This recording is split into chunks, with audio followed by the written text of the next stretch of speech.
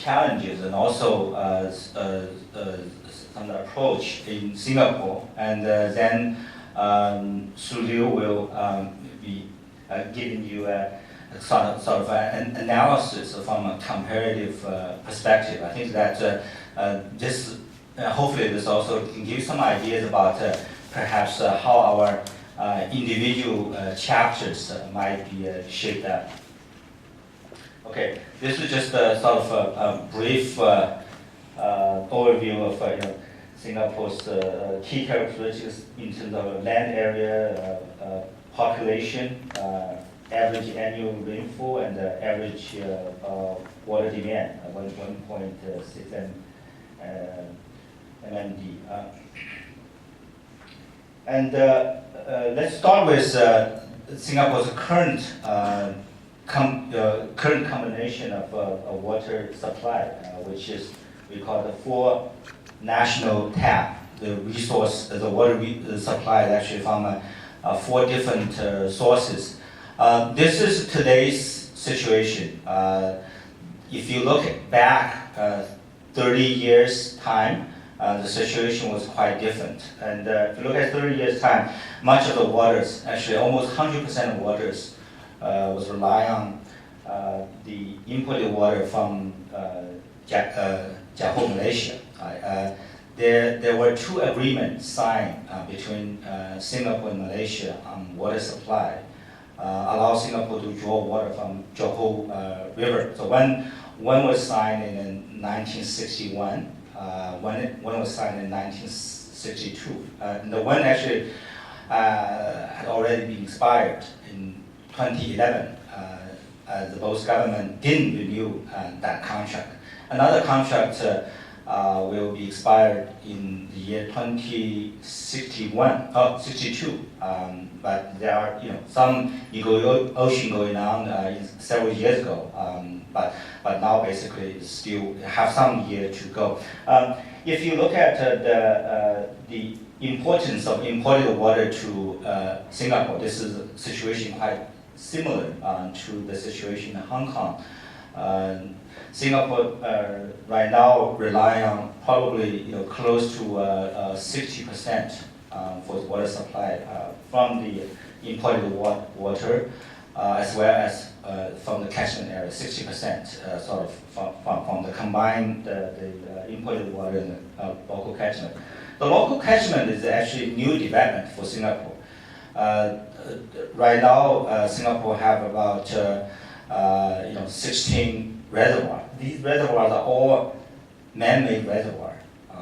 That this is a part of the government efforts try to reduce the reliance on the imported waters. Right? So now the local catchment actually play a significant role. And if you think about the economic development in the countries, the land values is actually quite high. So that the government actually committed significant resources in developing those reservoirs. So that water from local catchment become another important source of supply for Singapore.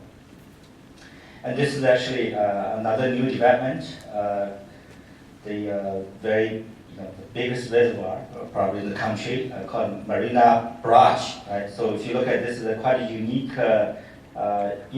infrastructure set up here. This is one part is actually seawater, and another side is actually is fresh water.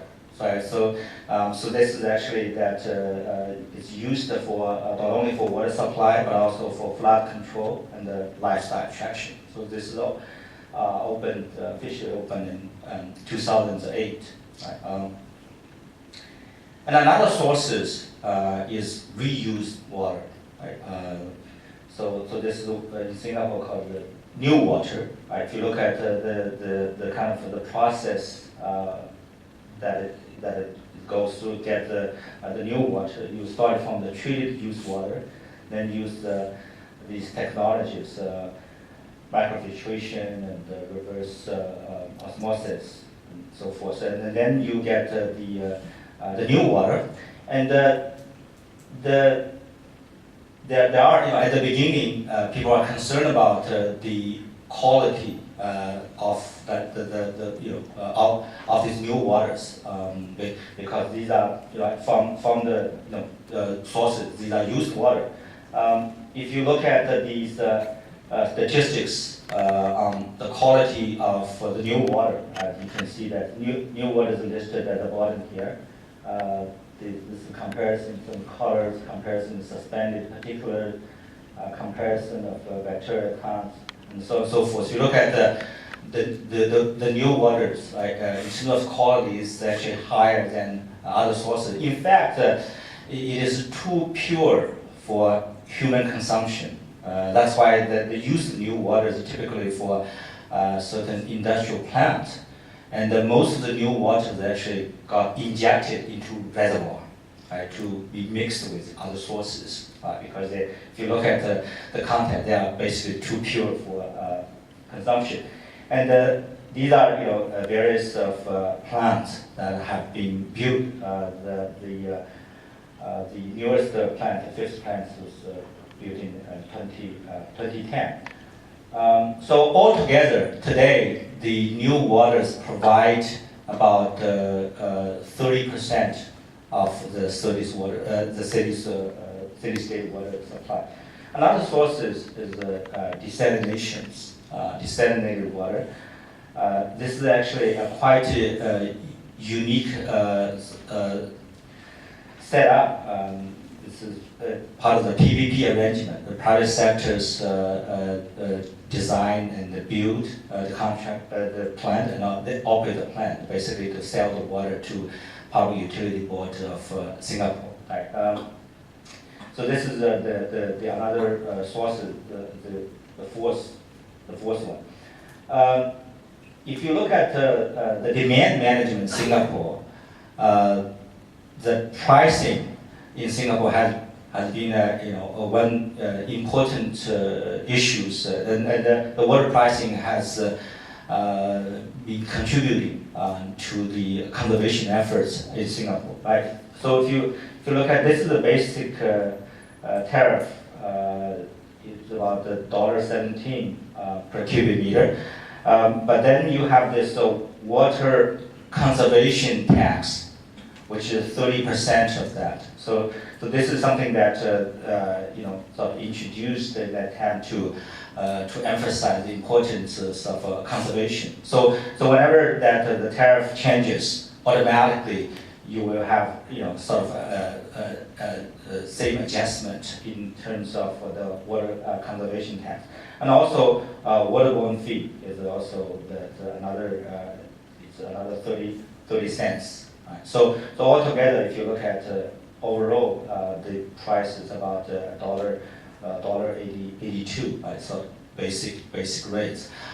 If you look at the structure of the tariff, you might observe basically two characteristics. They're quite different from other cities. One is that Singapore actually charges the same prices for the non-domestic uses as the domestic uses. I mean, in many cities, the developed countries included, typically the non-domestic use is actually charged higher. But in Singapore, if you look at the way the charge is actually, they charge the same. Right? They do not necessarily have the cross-subsidy arrangement with pricing. The second is that it is typically, if you look at domestic sector, this is typically just a one rate system. There's two rates here, 1 to 40 and above 40.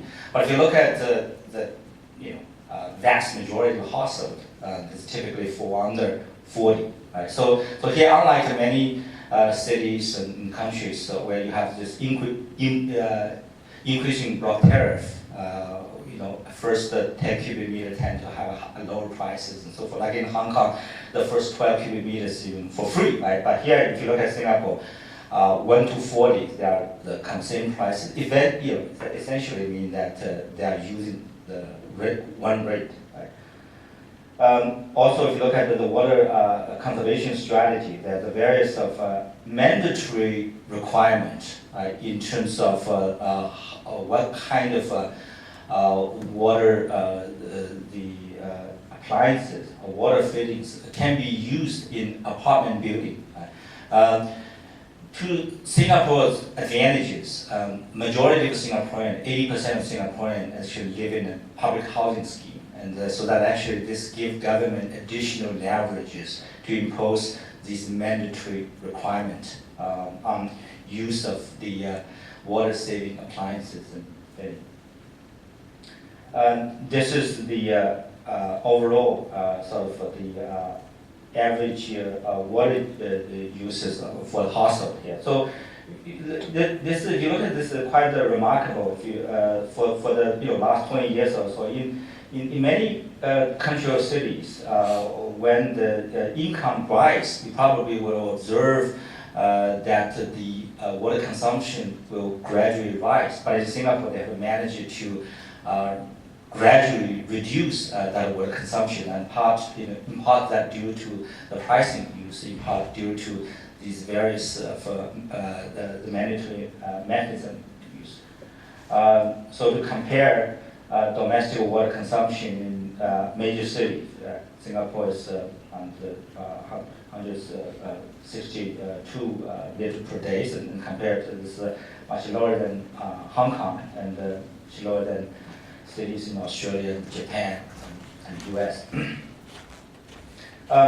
So this basically highlights the journeys that have been taken by Singapore to reduce the high level of dependence on the water's flow from the sources external to the country, right? So this is the water supply situation in 2010, which is basically still today's situation.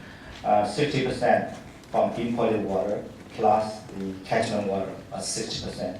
30% from new water, as I mentioned before, 10% from desalination. Right?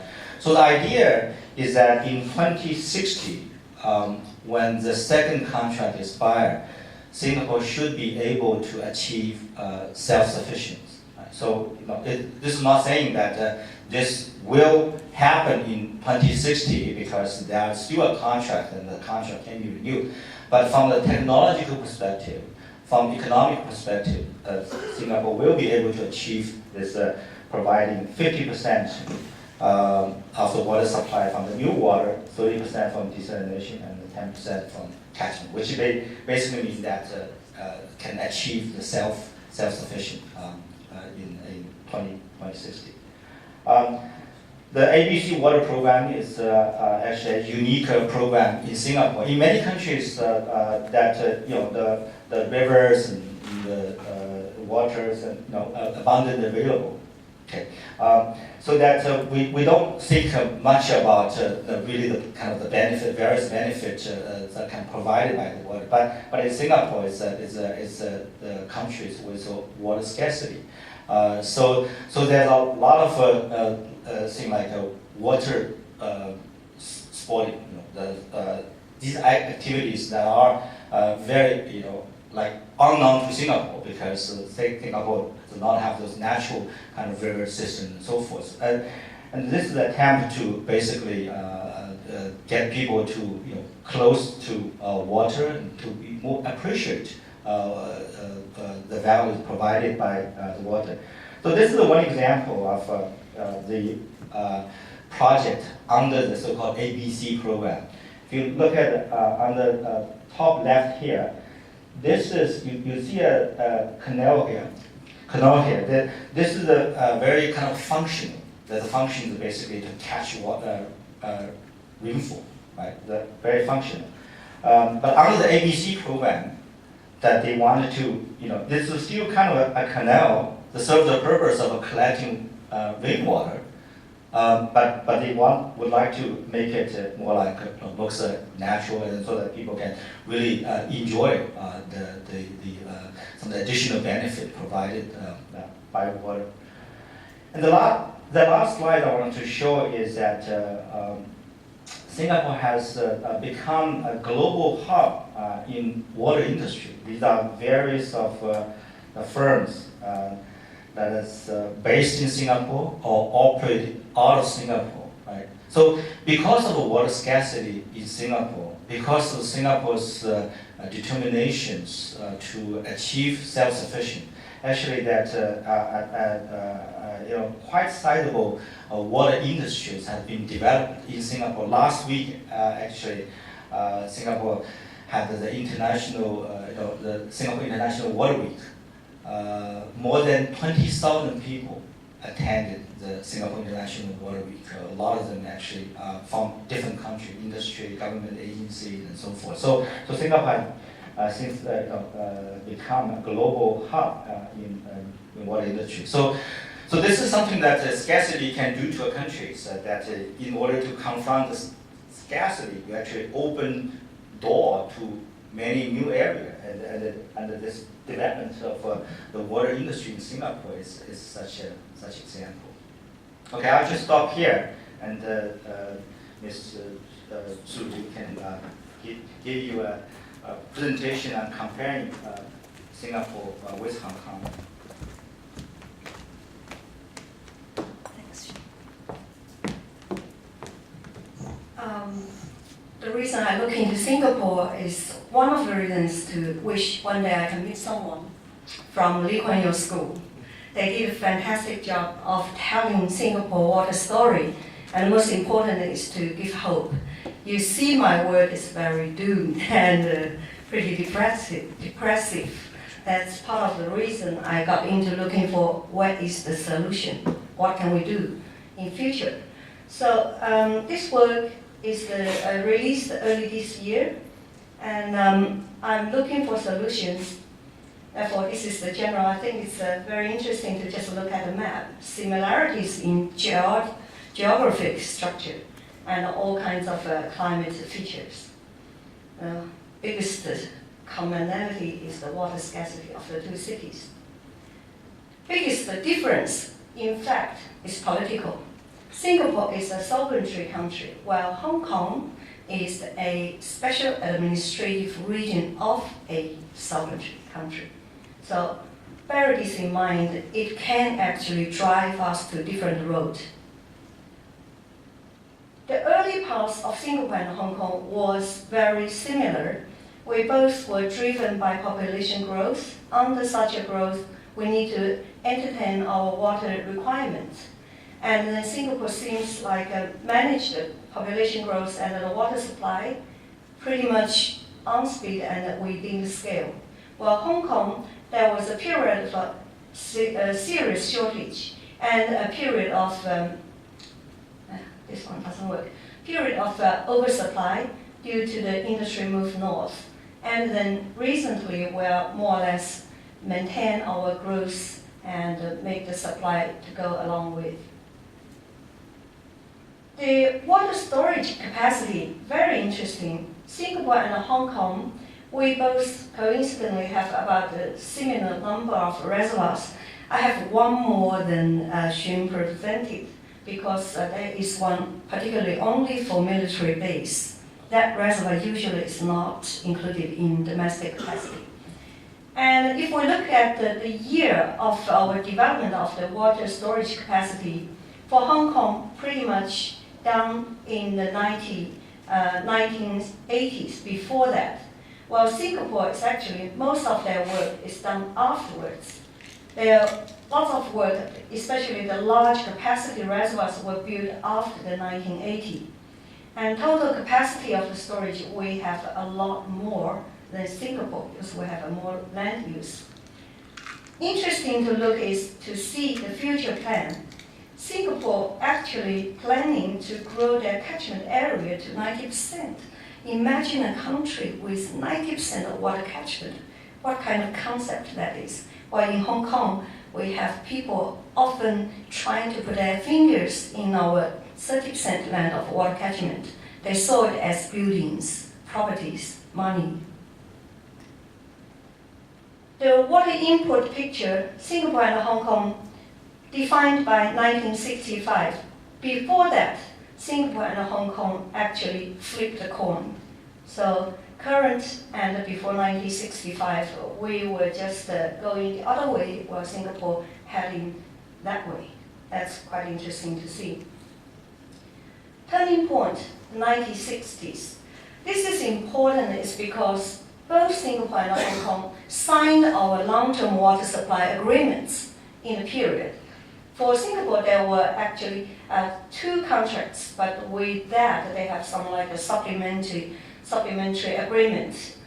And then we both experienced extreme water rationing in the same time period, where Hong Kong was under that 4 hours per 4 days for a year. Singapore was also under water rationing. That's 12 hours no water and lasted for 10 months in the same year. 1965 is also a political turmoil period for both places. In China, it was Cultural Revolution breakout, and in Singapore went independent. Because of this kind of change, the strategic response of both cities are kind of different. Hong Kong looked inward, up north, and Dongshan project was inactivated and also built. Then we started to secure more of our water supply from China. But Singapore, after the independence, in 1972, they put out their first water master plan. And this water master plan came out together with another 2 plans. One is the urban development plan. The other is the environmental protection plan. So all of these are as a masterpiece put out together and interlinked. Singapore's approach is to strive to reduce water supply from Malaysia. Then Hong Kong also did some innovative water solutions during that period of time. And Dongshan project, we talked about before, seawater use, the water supply system desalination, also initiated that time. We built up our reservoirs in the sea. And Singapore, their innovative solution is actually not only the water master plan, but also they took it from a holistic approach. And this holistic approach strives to close the water loop through the recycling. At day one, the slogan of Singapore's water approach was to capture every drop from the sky, to use it and to reclaim it, and then reuse every drop. So they're trying to close the whole water circle without wasting one single drop. This kind of approach enabled Singapore and Hong Kong to go further, and their roads actually go to further apart. Hong Kong, 1965, we entered into the water dependency while politically separated from China. And at that time, Hong Kong treated water as a commodity. We signed the contract, it's a commodity deal. And the joint declaration that year entered in to turn this pure commercial deal into something with political bearing. While Singapore, 1965 went independent, and then they view water as a matter of national security, and it's a matter of life or death. So this made it Singapore continues to go along the water self-sufficiency way, while Hong Kong becomes more and more dependent. Hong Kong water story, we talked about it before, and this is picture, it's familiar. Then Singapore's water story, one thing interesting is, while they are constitutionally enshrined with that separation agreement, they have that water supply from Malaysia lasted until 2061, 1 year's long contract, but they're not satisfied with that. The insecurity drove Singapore to go investigating thoroughly all alternatives to reduce their water dependency, while we are on the other side of the road. So this is the current picture. And Singapore will see water diversity, Hong Kong will still more dependent. In terms of water usage, this is a chart to show us the water efficiency If we look into population, GDP growth, total water consumption, and per capita water consumption, we can see Singapore actually achieved better productivity, more efficient water use compared to Hong Kong. And looking forward, it has a plan, a goal, 140 liters in future to achieve the reduction into that. Hong Kong doesn't have it yet. And this is the charter Dr. Wu Xing already talked about, so I won't tell. And the price mentioned, it's pretty much Singapore's price on desalinate 1 liter of seawater. That's how much they charge the consumers. The other thing interesting is Hong Kong's water management structure is actually segmented. We have so many bureaus got to do with water. While Singapore has only one agency, PUB.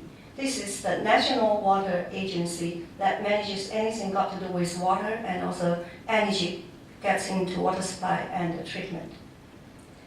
So this is something we talked before, and four taps. The example of Singapore, it's more of a task-oriented and measurable with some mandatory schemes.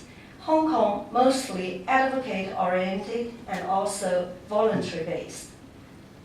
So Singapore's water success formula, I had my summary, but I think that Dr. Wu Xing said about it. The Hercules heel of Singapore, obviously, is energy. Anything they do in Singapore is highly energy intensive. In a way, you can view this as replace water vulnerability with energy vulnerability. The difference is, used to be all eggs in one basket, that's for water.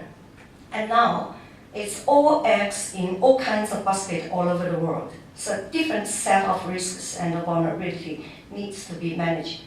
Where Hong Kong is going to go, we're going to facing also similar challenge because our energy relies on China and elsewhere. This is the story. So thank you very much.